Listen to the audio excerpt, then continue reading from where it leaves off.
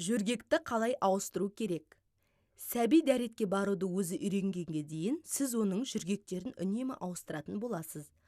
Уақыт өте келе бұл үдеріс әр емізуден кейін оянған соң және ұйықтатар алдында сиден немесе дәретін жіберген кездеркес қайталанатын дағдылы іске айналады. Жүргекті ашыңыз, бірақ оны бірден алып тастамаңыз. Кейде жүргекті босатқан соң сәби кенет сиіп қояды. Сондықтан біраз күте тұрыңыз.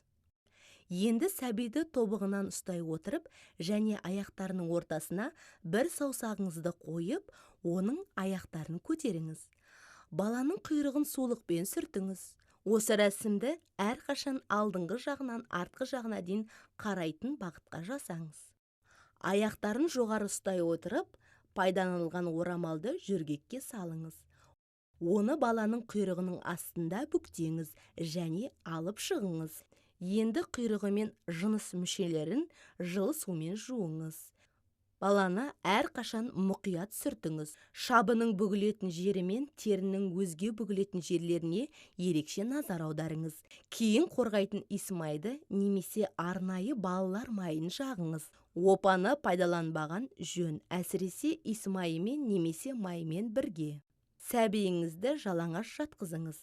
Оған бос жатқан және қимылдардың ештеңемен шектелмегені ұнайды. Ал оның құйрығы ауада жақсы кебеді.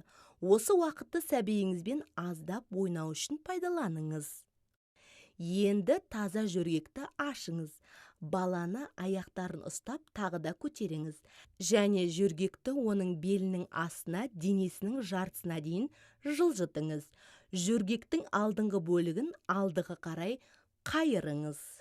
Жүргекті түзеңіз және оның ортада қосылатынына көз жеткізіңіз. Оларды бүйірлеріндегі жабысқақ ленталармен бекітіңіз. Жүргек қатты қыспауы тиіс.